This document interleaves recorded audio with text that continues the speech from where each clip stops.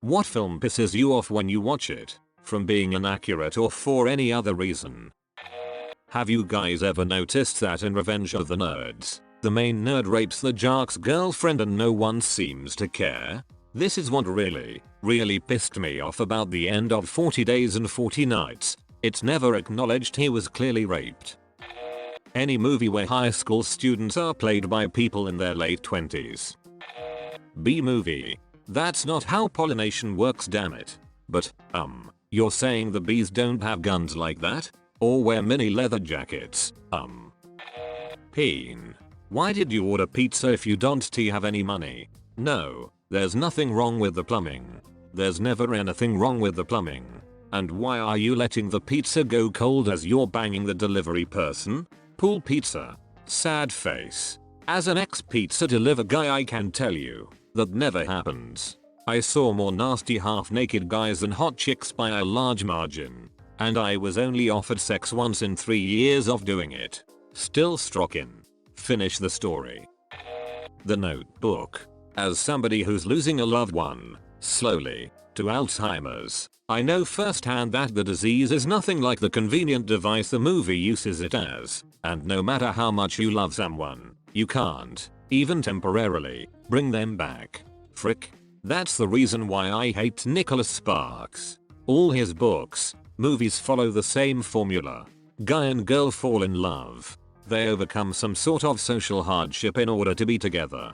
Then, in order to subvert a happy ending, one of them ends up with some sort of debilitating illness that gives the story a tragic turn.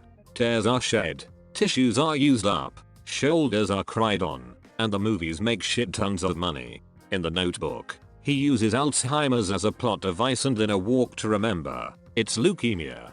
I've had family members die of both. I'm not too offended, but I still feel like it's cheap how he uses diseases as a plot device. Also, he still makes shit like this. What the hell?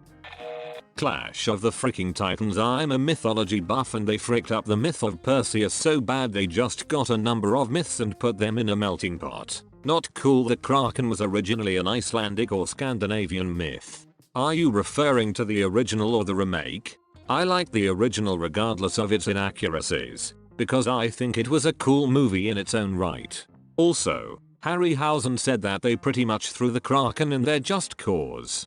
I found the remake more egregious for several reasons. Andromeda got the shaft in favor of Io for virtually no reason.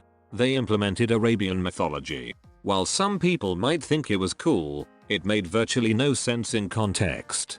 They made Hades the main villain of the movie. This is a huge pet peeve of mine.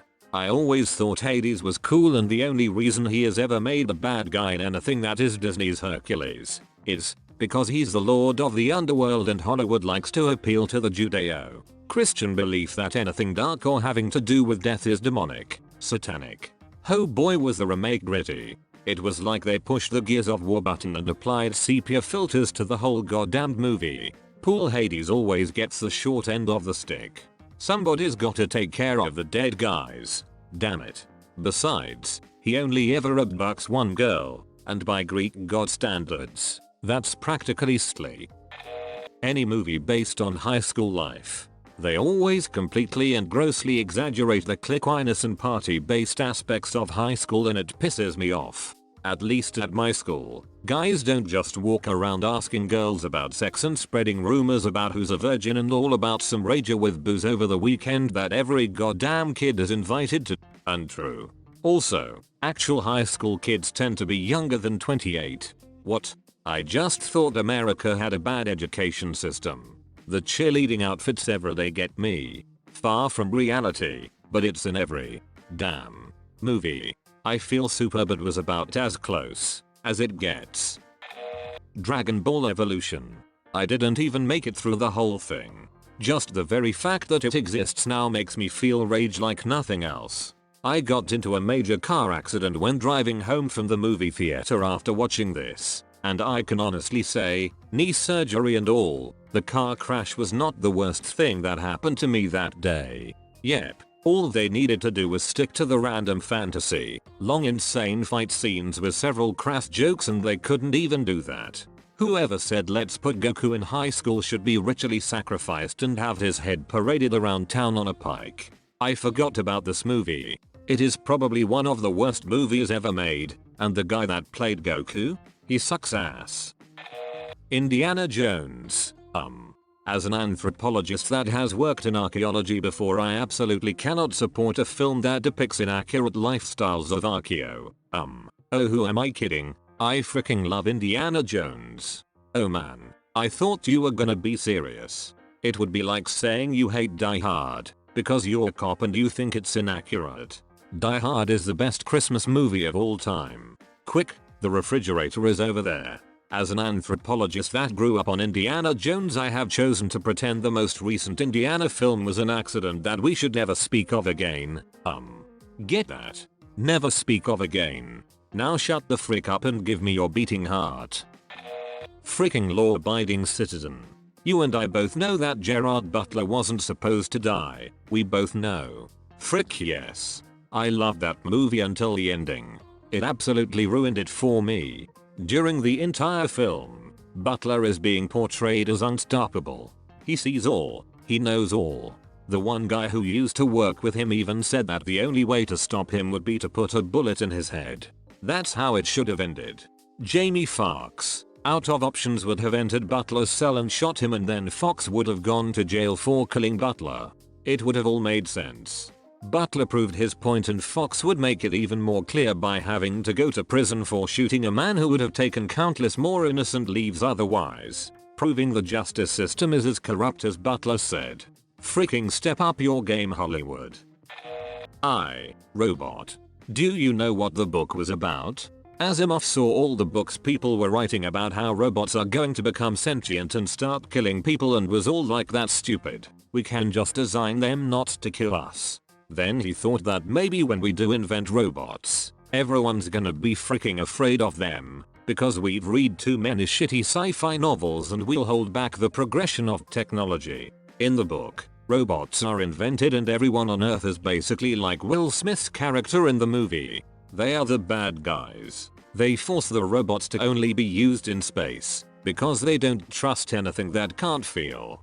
In the end of the book, the robots take over the world and bring about a utopia lasting for hundreds of years with no war and no famine, because robots are perfect. The I, Robot movie is the closest thing to the opposite of the book that could possibly have been made.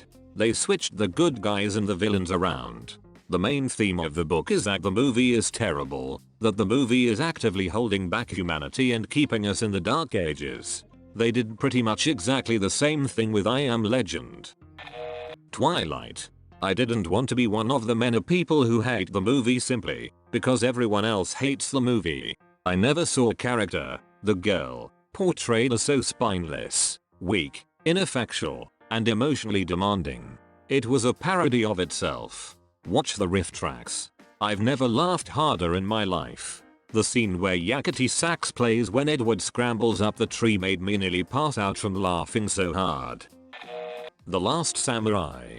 Somehow countless Japanese end up brutally mowed down, but the Great White Hope remains standing and triumphant. Frick that movie and frick Tom Cruise. I'm going to make a movie. It's gonna be called The Last N-Word on Earth, starring Tom Hanks, Paul Mooney.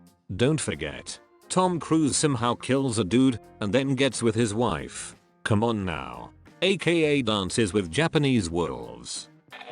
Star Wars. Completely historically inaccurate. I don't know, man. All that stuff happened a really long time ago. And really far away. Like light years away. Possibly even light millenniums away. Aragorn. Frick that. I've never seen a movie that made a bigger pile of shit out of a perfectly good book. Then again, Hunger Games comes out soon. The Hunger Games film adaptation was written by the author, who also had a huge say in the cast selection and other aspects of the film. It probably won't be too bad. If you look at the stuff coming out for it, you see that a lot of details are there, even details that aren't important in the first book. Example, President Snow wearing the rose on his jacket. I highly doubt it will be worse than Aragorn, because yes, that was absolute shit. I guess you've never seen or read The Golden Compass. They're about on an even plane. Although Golden Compass was an alright to bad movie that was nowhere close to the book, Airborne was a shitty movie that was nowhere close to the book. The distinction is the difference in how good the book was compared to the movie. The delta good, if you will. Golden Compass, one of the best works of your fiction in the past 20 years, was turned into a truly bad movie. Huge delta good. Airborne, while an admirable effort for a 17-year-old, was really derivative and not that well written. Again, the guy was very young, but still, was made into a really awful film. Medium delta good. The Last Airbender. It's AANG not on firebenders don't need sources to bend. Produce fire. In the cartoon he fuses with a spirit and turns into a raging water demon. In the movie he summons a tidal wave and scares everyone off. They screwed up the story and the bending aspect. Egg. FKING sand, instead of boulders. The list goes on. I cannot stand Grease. The two leads are so unlikable, the songs and plot are subpar, and the message at the end. They both changed for each other, they are so in love. She became a completely different person, took up a deadly habit and risked teenage pregnancy, and he put on a sweater, which was immediately removed, and that car race scene was plain stupid.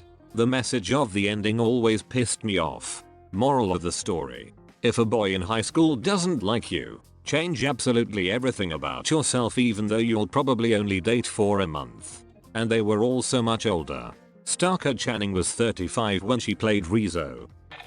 Freaking signs. An alien species has the intelligence and technology to travel across the universe, but their invasion plan is to come down one at a time to a planet with a surface consisting mostly of a liquid which is deadly to them and has a tendency to fall from the sky naked. Never again Shyamalan. Never again.